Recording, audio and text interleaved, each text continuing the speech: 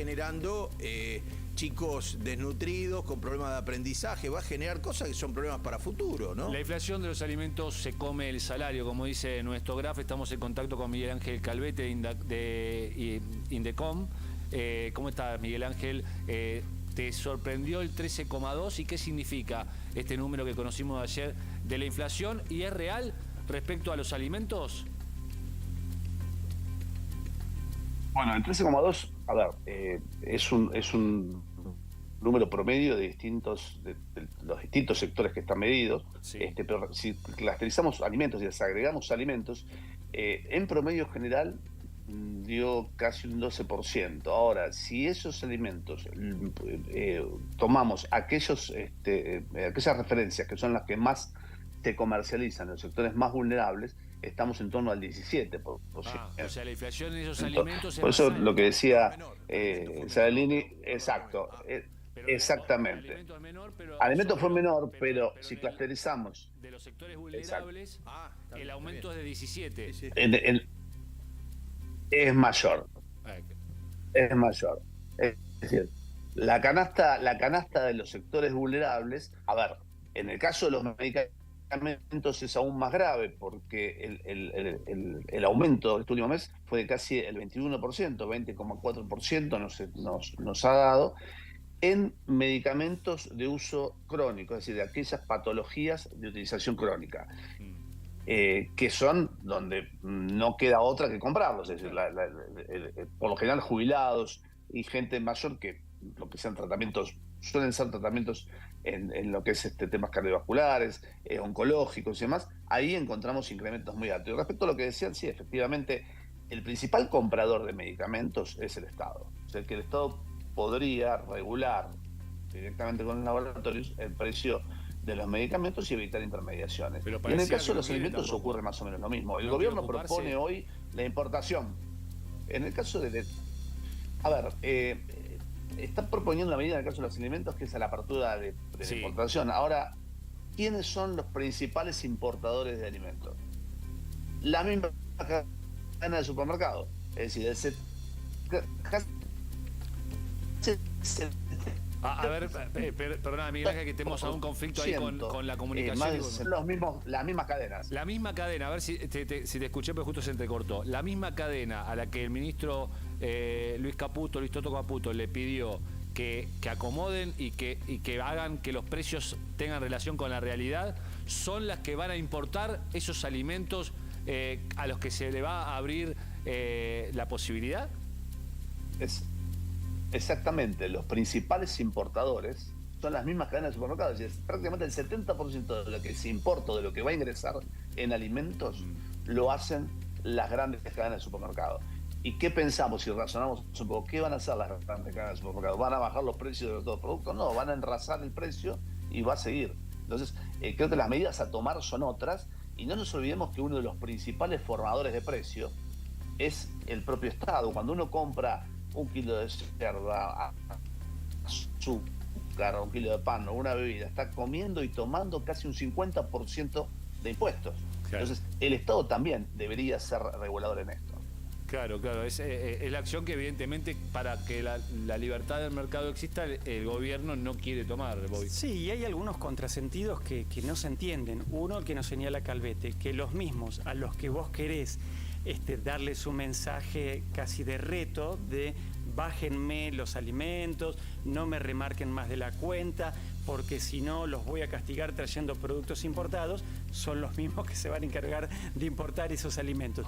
Y la otra cuestión es también, me pongo en el lugar, Miguel, de quienes producen alimentos en Argentina, que acá ninguno es santo, ninguno orina agua bendita, pero también tienen un costo en el cual el Estado es socio de ese componente de precio por la carga impositiva. Que es lo que está contando Claro, Miguel. y al que vos vas a traer importado, bueno, no tiene ese componente, ya pagó sus impuestos, que tal vez la carga sea muy inferior en su país de origen, y acá no la tiene, es una competencia desleal en cierta forma.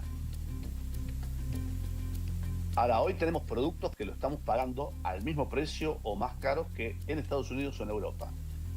Una lata de gaseosa de primera marca en Argentina está en torno a los 86 centavos de dólar y en Estados Unidos está a 53 centavos de dólar. ¿Qué ocurre? Para dar un ejemplo, el aluminio acá, producido en la Argentina, está casi un 20% más caro que el valor internacional del aluminio. Ocurre lo mismo con los enlatadores de distintos productos. La hojalata está casi un 18% más cara en dólares.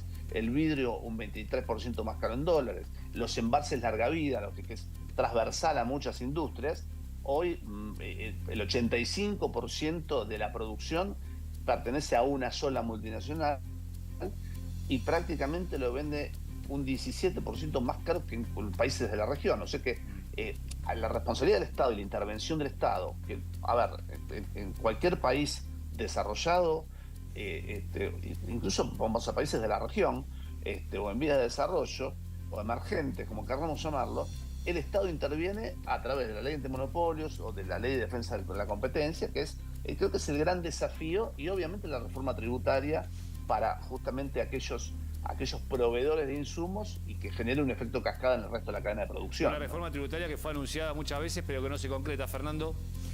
A ver, acá se puso ayer de moda hablar esto del 2x1 y todo lo que hablan de los supermercados. Una pavada importante, sobre todo en alguien que teóricamente no le interesa influir sobre los precios porque cree que el mercado se acomoda solo. Vamos a por qué se produce el 2x1, por qué se producen las ofertas. Las ofertas se hacen coordinadas entre los supermercados, pero quienes lo deciden esencialmente son las empresas.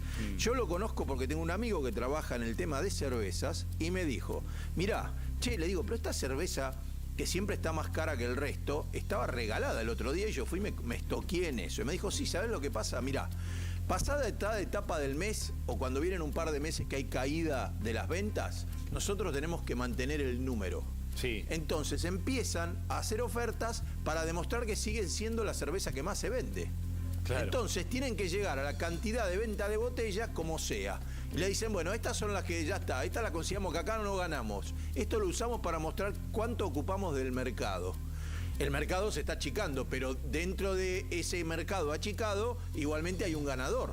Entonces, esta cerveza es la que más se vende y te lo demuestro yo. Entonces van y hacen la oferta 3x2 y te tiran la cerveza por la cabeza. Entonces eso lo hacen porque es como si, mirá, es como si un diario en otra época vendían pocos diarios. Bueno, hagamos esta oferta para vender más diarios, entonces tener más influencia. Es como y también el rating, ¿se entiende? Como se acostumbra mucho en el mundo del teatro también, que en un determinado momento, con el mes avanzado, tirás promos de precios muy bajos de tickets de entrada para hacer la obra más vista. Entonces no van a hacer una baja de la venta porque ellos quieren trabajar justo sobre esa marca porque el día que viene, el mes que viene te la van a volver a cobrar como quieren. Entonces, eso es una son políticas comerciales, ¿no? Que es lo que me divierte ir a mí a hacer. Y realmente no es que este mes o estos últimos 2 meses se multiplicó eso. Es lo que hay siempre. Lo que pasa que ellos, como eso no se mide en el INDEC, pretenden que hagan una cosa más plana y que le baje los precios que después terminan siendo medidos en INDEC. Tal cual, la pregunta es esa, Miguel, la dejó picando Fernando Cerolini. Que modifiquen esta idea que es un parte del marketing que tiene una empresa y que puede hacerlo, del 2x1 por precios que en realidad puedan llegar a impactar en el INDEC. ¿Realmente va a favorecer al consumidor? No, a ver, dentro del marco libertario o del liberalismo, las políticas comerciales son políticas comerciales. Creo que intervenir en eso me parece que va contra el dogma libertario. Creo que pasa por otro lado.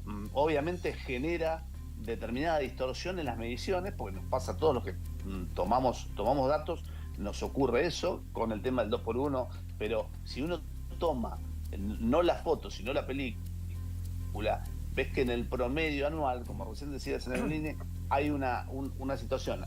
Las empresas tienen que tener determinados objetivos de venta para mantener ese share de participación en Go. Claro, es lo que comentaba Fernando recién. Claro. Por eso, lo que realmente... A raíz de eso generan esas promociones. Nos da otra cosa. Y con respecto al tema de las importaciones de alimentos, acá están haciendo como un juego, ¿viste? no sé, el policía malo, el policía bueno, no se entiende. Van y hablan con los productores de alimentos, no les gusta lo que les responden, entonces hablan con los supermercadistas. Le dicen a los supermercadistas, bueno, muchachos, ustedes no ponen los precios, se los fijan ellos esencialmente, bueno, le vamos a dejar que importen, y ahí sí, los que importan son los supermercadistas.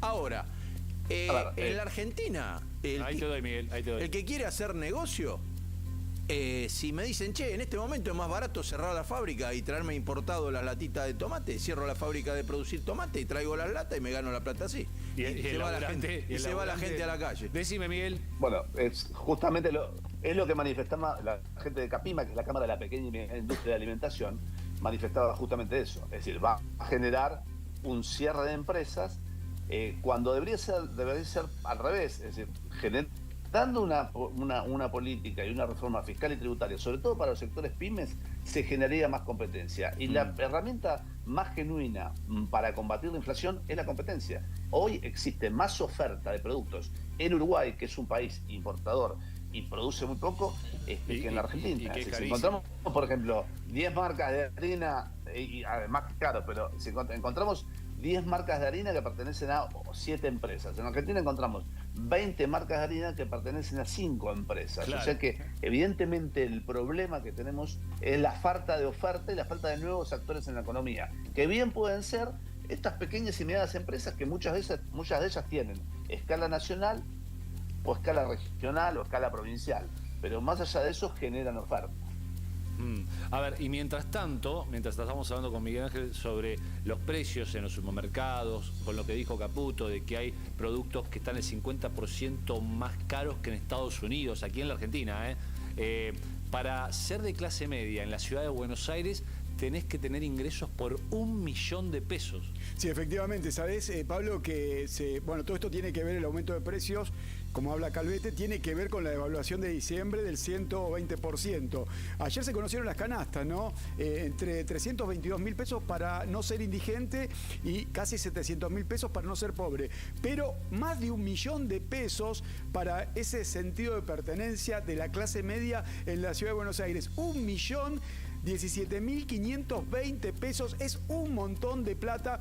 Por eso uno cuando ve los reclamos salariales, porque luego de la devaluación no hubo ningún tipo de compensación y aumentos salariales. Recordemos que hubo una reunión del Consejo del Salario para tratar el salario mínimo vital y móvil, que es referencia para el salario del sector privado, y el gobierno boicoteó esa reunión del Consejo del Salario. Bueno, claramente lo que está viviendo la clase media, que es el lugar, es donde se está haciendo el ajuste porque no hay ningún tipo de compensación, muestra claramente el deterioro de la actividad económica. Y ahí se empieza a ver los recortes, ¿no? ¿Dónde recorta la clase media? ¿Dónde dice esto no lo gasto, esto sí lo gasto? Ese semáforo que nos mostrabas y que va cambiando. Sí, va cambiando ese semáforo, claro. Tiene cada vez colores más rojos. Sí, bueno, cuando vos analizás los recortes en la clase media, tiene que ver primero el automóvil, la prepaga, exacto, los colegios, las salidas afuera, el gasto en servicio, alguno que tenía todavía en la clase media de pertenencia, el gasto en servicio de doméstico. Y ahí lo que vemos en imágenes es la caída del salario del sector privado. Fíjate al final Milei,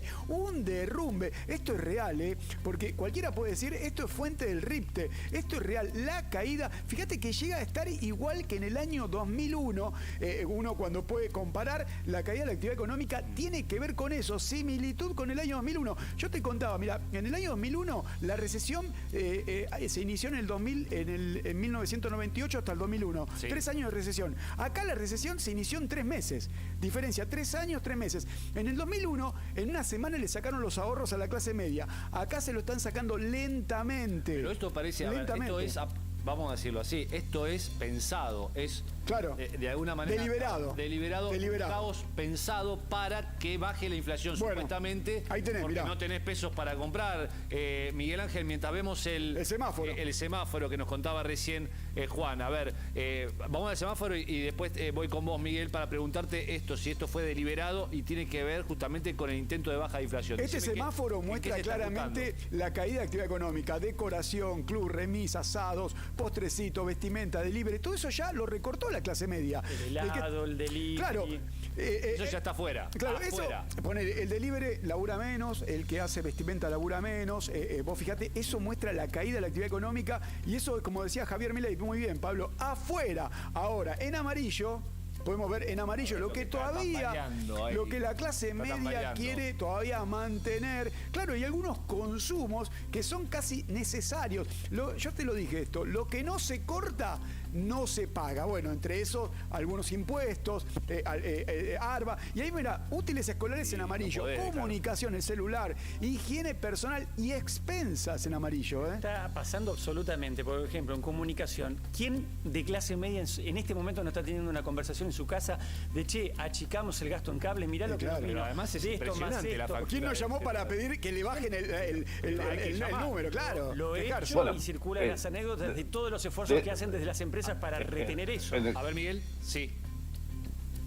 En el caso, por ejemplo, recién decía Juan Enrique, el tema de educación privada, el tema de prepagas. En el caso de prepagas, hicimos un relevamiento y el 67% de los titulares de las prepagas consultaron para bajarse de plan, o muchos de ellos migraron a otra prepaga. Y aquellos que obviamente no lo pueden pagar, migraron a la salud pública, a la asistencia pública, que hoy la vemos colapsada, sobre todo en las grandes ciudades y en especial en la ciudad autónoma de Buenos Aires.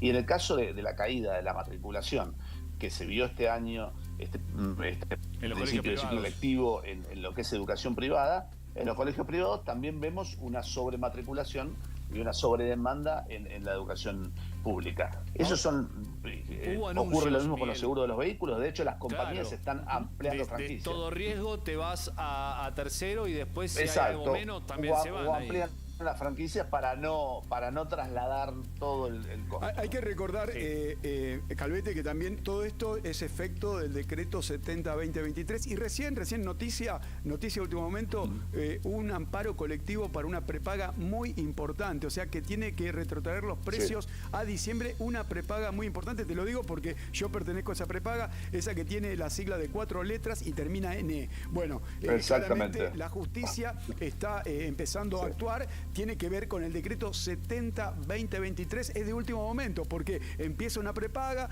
sigue la otra, y es muy importante para el bolsillo. Recordemos que Javier Milei dijo que si no fuese por las prepagas y por las tarifas, la inflación estaría en un dígito, pero las prepagas y las tarifas van a aumentar todos los meses. Hay un error muy fuerte conceptual en el equipo económico. A ver, vos tenés en el semáforo en verde todavía como que todavía se compran medicamentos, y a mí me llega la información de que ha bajado prácticamente un 40% de consumo de esos medicamentos. La gente no lo tomaba porque sí. Está bien, mucha gente mirando A24 en este momento. Lo que sucede en ese semáforo es lo último que dejaría la clase media de pagar.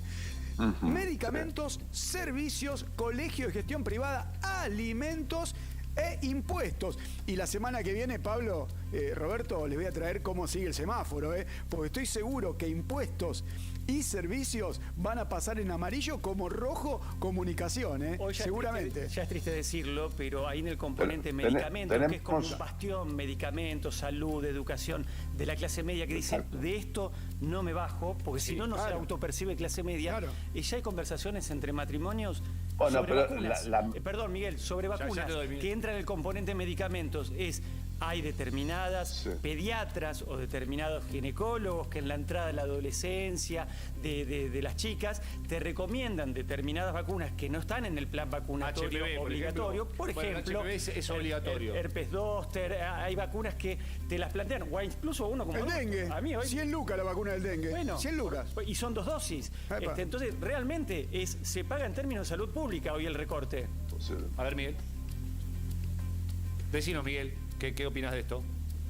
No, respecto del tema de respecto del tema de medicamentos, lo más grave es justamente en aquellas patologías que tienen tratamientos crónicos. Hoy el 21% de los pacientes están discontinuándolo. Sobre todo el caso de la tercera edad. Esto lo hablamos con Cimino, el doctor Cimino en su momento, y efectivamente se habló con gente de PAMI. Los jubilados, que no todos tienen el 100% de los medicamentos, te diría que la minoría tiene el 100% de los medicamentos sin cargo, están discontinuando tratamientos. Y eso creo que es uno de los temas más graves, ¿no?, que hoy estamos enfrentando. O sea que este ajuste termina costando vidas, lamentablemente. No, y ya está costando vidas. Sabés que uno cuando recorriendo entre amigos, infartos es lo que está costando en este momento, sobre todo por la falta de medicación en términos de colesterol, genera infartos prematuros en gente muy joven. La medicina preventiva entonces empieza a desaparecer, digamos, en este esquema. Sí, y primero que en parte el recorte, como decía Miguel, tiene que ver en términos oncológicos. Y bien decís, Pablo, lo que es la medicina preventiva. Los medicamentos, vos decías, una caída de venta de medicamentos del 45% seguida por alimentos. Es algo inédito y lo comparo con el año 2001, porque en aquel momento la recesión tardó 3 años, acá 3 meses, y en aquel momento fue rápido cómo le sacaron los ahorros a la clase media. Acá se lo están sacando en términos lentos, con la tasa negativa y con la venta de dólares para subsistir. Ahí le están sacando los ahorros a la clase media, igual, nada más que invertidos los tiempos en la recesión y en la quita de ahorros. Los números no son alentadores por ahora. Está esta idea siempre de que hay que pasar un momento tan difícil para que después el país surja. Bueno, no, eso pasó en el 2001, ¿no? Fue un momento difícil. A ver, la esperanza es lo último que se pierde, pero la realidad nos está pegando cachetazos todos los días. Vos fijate que cuando analizás la política económica y sobre todo las internas que empieza a haber entre el ministro de Economía y el presidente de la Nación, ves que el Fondo Monetario lee que no hay un rumbo económico, porque lo dijo ayer en un informe, por eso llegó una emisión de urgencia. Y ayer el ministro de Economía reconoció que ya no es la emisión monetaria la que genera inflación, ya reconoce que las promociones o los monopolios que antes eran héroes, ahora son empresarios que no pagan impuestos. Eso muestra claramente que el rumbo económico o era mentira antes o era erróneo, o ambas cosas. Miguel, decime lo último, así cerramos este espacio en el que estamos hablando de economía. No, fundamentalmente se debate ver cuándo vamos a estar en un dígito. En un dígito de inflación. Seguramente vamos a estar en un dígito de inflación en torno a julio o agosto de este año, pero con un costo social altísimo como los que estamos hablando ahora. Y con mucha gente fuera de su trabajo, ¿no? Porque evidentemente esta recesión hace que, por ejemplo, las pymes no puedan producir, eso hace que se cierre, se rematan las maquinarias y la gente queda sin trabajo, y todo esto empieza a ser una espiral para abajo, como los gráficos que lamentablemente estamos viendo, que son bastante alarmantes. Muchas gracias, Miguel Ángel Calvete, por este contacto. Vamos a seguir seguramente en otro momento con esto que nos preocupa a todos, que es la economía que estamos viviendo en la Argentina. Gracias, Miguel Ángel.